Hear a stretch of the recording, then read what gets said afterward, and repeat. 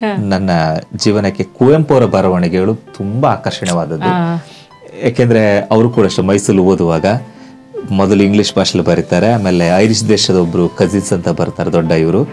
ಆಗ ಇವರು ಬಹಳ ಹೆಮ್ಮೆ ತಗೊಂಡು ಕೊಡ್ತಾರೆ ಇಂಗ್ಲಿಷ್. ಆಗ ಅವ್ರು ಹೇಳ್ತಾರೆ ನಿನ್ನ ಮಾತೃಭಾಷೆ ಯಾವುದು ಕನ್ನಡ, ಮತ್ತೆ ನೀನು ಇಂಗ್ಲಿಷ್ ಹಿಡ್ಕೊಂಡು ಬಂದಿದ್ದು ಯಾಕೆ ಅಂತ ಹೇಳಿ ಸ್ವಲ್ಪ ಜೋರು ಮಾಡ್ತಾರೆ.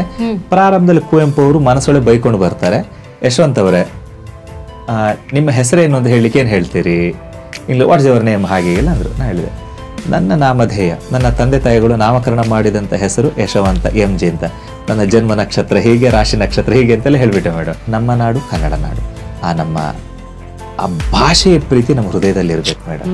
ಅದು ಯಾವಾಗಲೂ ಕೂಡ ಅಷ್ಟೇ, ಯಾವ ವ್ಯಕ್ತಿ ತನ್ನ ಭಾಷೆನ ಪ್ರೀತಿಸ್ತಾನೋ ಅವನು ಉತ್ತುಂಗ ಸ್ಥಾನದಲ್ಲಿ ಇರ್ತಾನೆ. ಆ ನಂಬಿಕೆ ನಂಗಿದೆ. ಹಾಗೆ ಆದಷ್ಟು ನಾನು ಕನ್ನಡವನ್ನು ಮಾತಾಡ್ಲಿಕ್ಕೆ ಪ್ರಯತ್ನ.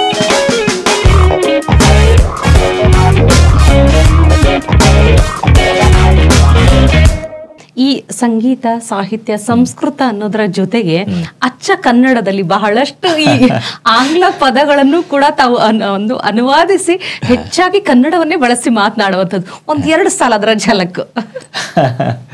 ಇದ್ರ ಬಗ್ಗೆ ನಮ್ಮ ಜಿ ಕನ್ನಡ ಅಂತ ಯಾವಾಗ್ಲೂ ವೈರಲ್ ಆಗ್ತಾ ಇತ್ತು.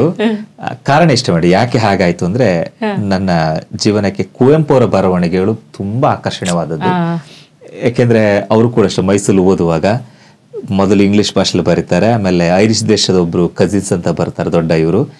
ಆಗ ಇವರು ಬಹಳ ಹೆಮ್ಮೆ ತಗೊಂಡು ಕೊಡ್ತಾರೆ ಇಂಗ್ಲಿಷ್. ಆಗ ಅವ್ರು ಹೇಳ್ತಾರೆ ನಿನ್ನ ಮಾತೃಭಾಷೆ ಯಾವುದು ಕನ್ನಡ, ಮತ್ತೆ ನೀನು ಇಂಗ್ಲಿಷ್ ಹಿಡ್ಕೊಂಡು ಬಂದಿದ್ದು ಯಾಕೆ ಅಂತ ಹೇಳಿ ಸ್ವಲ್ಪ ಜೋರು ಮಾಡ್ತಾರೆ. ಪ್ರಾರಂಭದಲ್ಲಿ ಕುವೆಂಪು ಅವರು ಮನಸ್ಸೊಳಗೆ ಬೈಕೊಂಡು ಬರ್ತಾರೆ. ಅವ್ರ ಜೊತೆಗೆ ಹೋದಂತ ಒಬ್ಬ ಅವರ ಸ್ನೇಹಿತ ಯಾವತ್ತೋ ಬರೆದ 2 ಸಾಲುಗಳನ್ನು ಸುಮ್ಮನೆ ಹೀಗೆ ಮನಸ್ಸು ಸ್ವಲ್ಪ ಬಾಯಿ ಬಿಟ್ಟು ಹಾಡು ಬಿಡ್ತಾನೆ. ಆಗ ಅವ್ರಿಗೆ ಸಂತೋಷವಾಗ್ತದೆ.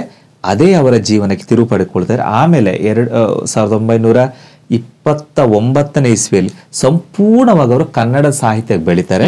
ಆಮೇಲೆ ನಮ್ಮ ಕನ್ನಡ ಸಾಹಿತ್ಯಕ್ಕೆ ಮೊಟ್ಟ ಮೊದಲ ಜ್ಞಾನಪೀಠ ಪ್ರಶಸ್ತಿ ತಂದುಕೊಟ್ಟ ಹೆಗ್ಗಳಿಕೆ ಕುವೆಂಪು ಅವರಾಗ್ತದೆ. ಇವತ್ತು ನಾವು ಏನು ಶಾಂತಿಯ ತೋಟ ಅನ್ಕೊಂಡು ತುಂಬಾ ಹಾಡ್ತೇವೆ, ಪ್ರತಿನಿತ್ಯ ಕುವೆಂಪು ಅವರನ್ನು ಸ್ಮರಣೆ ಮಾಡ್ತೇವೆ. ಹಾಗಾಗಿ ಅಂತಹ ಮಹಾನ್ ಕವಿಗಳ ಸಾಲುಗಳು ನನಗೊಂದು ಸ್ವಲ್ಪ ಕನ್ನಡದ ಕಿಚ್ಚನ್ನು ಹರಿಸಿತು. ಈಗ ಒಂದು ಸಣ್ಣ ನಮ್ದು ಚಾನಲ್ ನಲ್ಲಿ ಹೇಳ್ಬಿಡ್ತಾನೆ. ಯಾವಾಗ್ಲೂ ಅನುಶ್ರೀ ಅವರು ನನ್ನ ನೋಡಿ ಯಾವಾಗ್ಲೂ ನಗ್ಲಿಕ್ಕೆ ಉಂಟವರು, ಅಂದ್ರೆ ಸ್ಮೈಲ್ ಅಂದ್ರೆ ಇವತ್ತೇನೋ ಒಂದು ಹೊಸತು ಬರ್ತಾನೆ. ನಾನು ಕೂಡ ಮೊದಲು ಗಾಂಭೀರ್ಯಾಗಿರ್ತೇನೆ ಮೇಡಮ್, ಬಟ್ ಆದ ತಕ್ಷಣ ನನ್ನ ಕಾಲಲ್ಲಿ ಸ್ಟಾರ್ಟ್ ಮಾಡ್ತಾರೆ ವಿಜಯ್ ಪ್ರಕಾಶ್ ಸರ್ ಹಾಗೆ ಇದೆ ಅನ್ಕೊಂಡು. ಒಂದಿನ ಹೀಗೆ ಆಯ್ತು, ಯಶವಂತ್ ಅವರೇ ನಿಮ್ಮ ಹೆಸರೇನು ಅಂತ ಹೇಳಲಿಕ್ಕೆ ಏನು ಹೇಳ್ತೀರಿ, ಇಂಗ್ಲಿಷ್ ವಾಟ್ಸ್ ಯುವರ್ ನೇಮ್ ಹಾಗೆ ಇಲ್ಲ ಅಂದರು. ನಾನು ಹೇಳಿದೆ ನನ್ನ ನಾಮಧೇಯ, ನನ್ನ ತಂದೆ ತಾಯಿಗಳು ನಾಮಕರಣ ಮಾಡಿದಂಥ ಹೆಸರು ಯಶವಂತ MG ಅಂತ, ನನ್ನ ಜನ್ಮ ನಕ್ಷತ್ರ ಹೀಗೆ, ರಾಶಿ ನಕ್ಷತ್ರ ಹೀಗೆ ಅಂತೆಲ್ಲ ಹೇಳ್ಬಿಟ್ಟೆ ಮೇಡಮ್.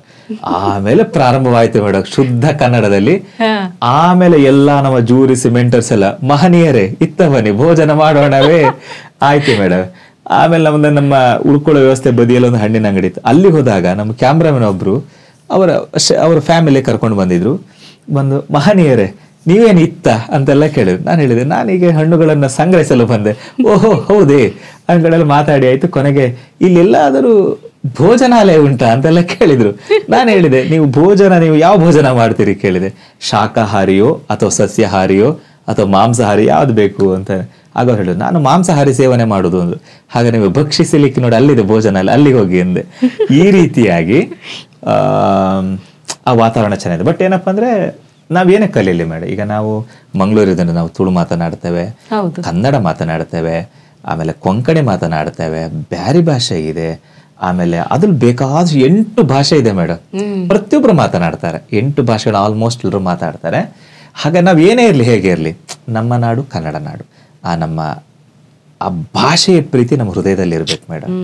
ಅದು ಯಾವಾಗಲೂ ಕೂಡ ಅಷ್ಟೇ, ಯಾವ ವ್ಯಕ್ತಿ ತನ್ನ ಭಾಷೆನ ಪ್ರೀತಿಸ್ತಾನೋ ಅವನು ಉತ್ತುಂಗ ಸ್ಥಾನದಲ್ಲಿ ಇರ್ತಾನೆ. ಆ ನಂಬಿಕೆ ನಂಗಿದೆ. ಹಾಗೆ ಆದಷ್ಟು ನಾನು ಕನ್ನಡವನ್ನ ಮಾತಾಡ್ಲಿಕ್ಕೆ ಪ್ರಯತ್ನ. ಅದೊಂದು ಕೇಳೋದು ನಿಮಗೆ ಇಂಗ್ಲಿಷ್ ಮಿಶ್ರಣ ಬೇಕಾ ಶುದ್ಧ ಕನ್ನಡ ಬೇಕಾ ಅಂತ. ಈಗ ನಾನು ಹೇಗಾಗಿದೆ ಅಂದ್ರೆ ಮೇಡಮ್ ಯಾರು ನನ್ನ ಜೊತೆ ಇಂಗ್ಲಿಷ್ ಮಾತಾಡೋದಿಲ್ಲ, ಎಲ್ಲರೂ ಕನ್ನಡದಲ್ಲೇ ಮಾತಾಡೋದು. ಅದೊಂಥರ ಖುಷಿ ಮೇಡಮ್. ಅದೊಂಥರ ಮತ್ತಷ್ಟು ಅಂದ್ರೆ ಕನ್ನಡವನ್ನ ಮತ್ತಷ್ಟು ಬೆಳೆಸೋದು. ನಾವು ಯಾವಾಗ್ಲೂ ಹೇಳ್ತೀವಿ ಅಂದ್ರೆ ನಮ್ಮ ಚಿಂತನೆ, ನಮ್ಮ ಯೋಚನೆ, ನಮ್ಮ ಕನಸಿನ ಭಾಷೆ ಎಲ್ಲವೂ ಕನ್ನಡ ಆಗಿರೋದ್ರಿಂದ ಬಹುಶಃ ಅದನ್ನ ಹೆಚ್ಚೆಚ್ಚು ಮಾತಾಡಿದಾಗ ನಮಗೆ ಅದೊಂದು ರೀತಿ ಒಂದು ಸುಕೃತ, ನಮ್ಮ ಸುಕೃತ ಕನ್ನಡಿಗರಾಗಿ ಹುಟ್ಟಿದ್ದು ಅಂತ ಅನ್ಸುತ್ತೆ. ಟಿವಿ ವಿಕ್ರಮ, ದೇಶ ನಿಮ್ಮ ಕೈಯಲ್ಲಿ. ಈ ಕಾರ್ಯಕ್ರಮ ನಿಮಗೆ ಇಷ್ಟ ಆಗಿದ್ದಲ್ಲಿ ಲೈಕ್, ಶೇರ್ ಹಾಗೂ ಕಮೆಂಟ್ ಮಾಡಿ. ಟಿವಿ ವಿಕ್ರಮದ ಕಾರ್ಯಕ್ರಮಗಳನ್ನು ನಿರಂತರವಾಗಿ ವೀಕ್ಷಿಸಲು ಸಬ್ಸ್ಕ್ರೈಬ್ ಮಾಡಿ, ಬೆಲ್ ಐಕನ್ ಒತ್ತಿ.